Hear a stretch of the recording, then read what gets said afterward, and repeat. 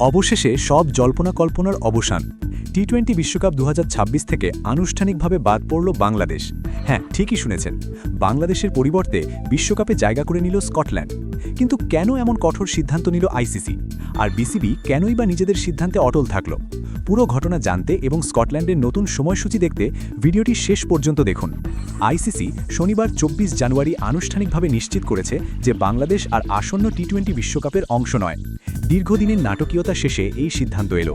ICC CEO সংযোগ গুপ্তা একটি চিঠির মাধ্যমে বিসিবিকে জানান যে তাদের দাবি আইসিসির নীতির সাথে সামঞ্জস্যপূর্ণ নয় এবং বোর্ড সিদ্ধান্তের বাইরে।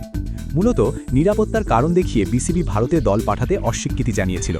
বিশেষ করে আইপিএল কেন্দ্রিক কিছু ঘটনার পর বিসিবি তাদের ম্যাচগুলো ভারত থেকে সরিয়ে শ্রীলঙ্কায় নেওয়ার দাবি জানায়। কিন্তু আইসিসি নিরাপত্তা বিশ্লেষণে কোনো হুমকি না পাওয়ায় এই দাবি প্রত্যাখ্যান করে। আইসিসি বিসিবিকে একটি আলটিমেটাম দিলেও বিসিবি তাদের অবস্থানে অটল থাকে। ফলে আইসিসি বাধ্য হয়ে বাংলাদেশকে বাদ দিয়ে বিকল্প দল খোঁজার সিদ্ধান্ত নেয়। বাংলাদেশের শূন্যস্থানে সুযোগ পেয়েছে স্কটল্যান্ড।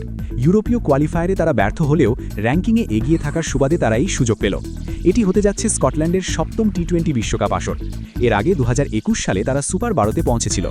স্কটল্যান্ড এখন গ্রুপ সিতে যুক্ত হয়েছে, যেখানে তাদের প্রতিপক্ষ ইংল্যান্ড, ওয়েস্ট ইন্ডিজ, ইতালি এবং নেপাল। চলুন দেখে নিই তাদের সময়সূচি। 7 ফেব্রুয়ারি বনাম West Indies, Eden gardens, Kolkata, উদ্বোধনী দিনে। 9 ফেব্রুয়ারি বনাম ইতালি, ইডেন গার্ডেন্স, কলকাতা। 14 ফেব্রুয়ারি বনাম ইংল্যান্ড, কলকাতা। 17 ফেব্রুয়ারি বনাম নেপাল, ওয়াংখেড়ে স্টেডিয়াম, মুম্বাই। বাংলাদেশের এই অনুপস্থিতি কি বিশ্বকাপের জৌলস কমিয়ে দেবে, নাকি স্কটল্যান্ড কোনো চমক দেখাবে? কমেন্টে আপনার মতামত জানান। ক্রিকেটের সব ব্রেকিং আপডেটের জন্য আমাদের চ্যানেলটি সাবস্ক্রাইব করতে ভুলবেন না।